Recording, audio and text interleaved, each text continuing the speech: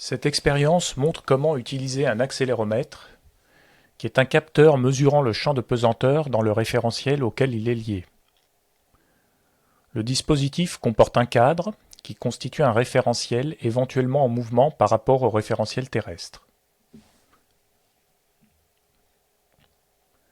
Nous avons un accéléromètre 3 axes, fixe par rapport au cadre.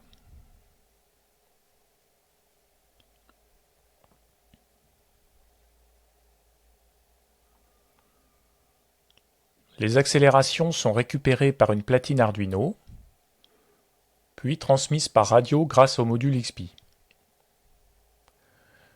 L'accéléromètre comporte 3 axes X, Y et Z que nous avons représentés sur le cadre. Sur un axe, l'accélération donnée est égale à l'opposé de la composante sur cet axe du champ de pesanteur dans le référentiel du cadre.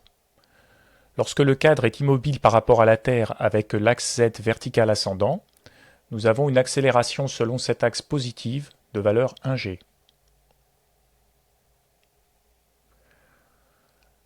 Lorsque l'axe X est vertical ascendant, l'accélération est de 1g sur cet axe. C'est aussi l'accélération qu'aurait le cadre par rapport à la Terre s'il était accéléré vers le haut de 1g, ce qui donnerait en effet une force d'inertie vers le bas de 1g. En plaçant successivement les 3 axes verticalement et dans les deux sens, nous vérifions le bon étalonnage de l'accéléromètre.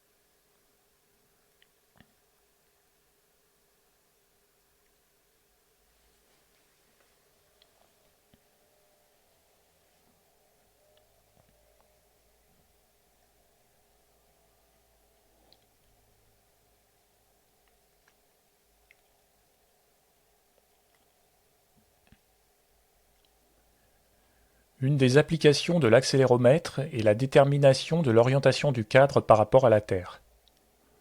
Par exemple, si nous faisons tourner le cadre autour de l'axe Y, la composante selon x de l'accélération, qui est l'opposé de la composante sur cet axe du champ de pesanteur, permet de déterminer l'orientation du cadre.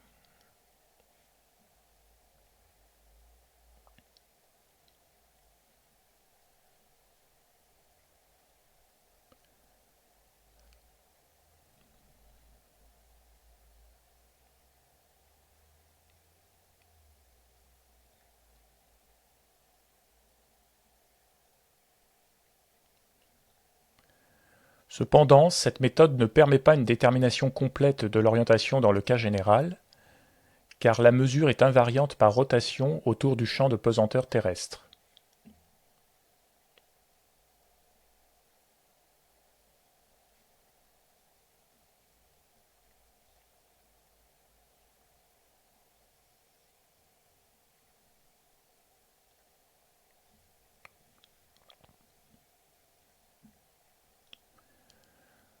L'accéléromètre peut servir à mesurer une accélération du cadre par rapport à la Terre, selon un axe où le champ de pesanteur n'a pas de composante, par exemple l'axe X.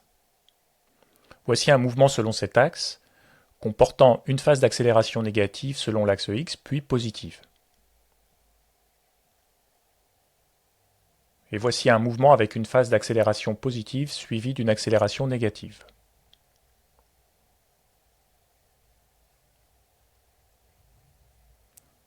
On refait ces deux mouvements.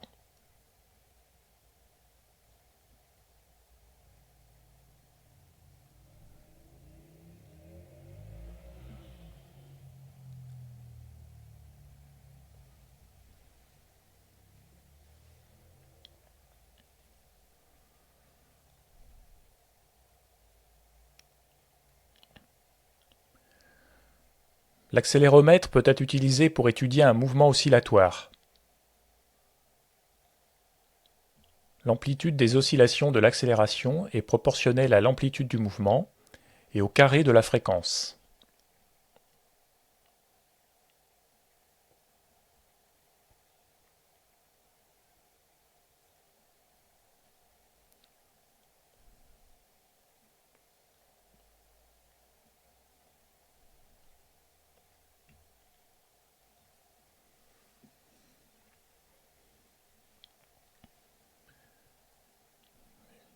Une autre application de l'accéléromètre est la détection de chute libre.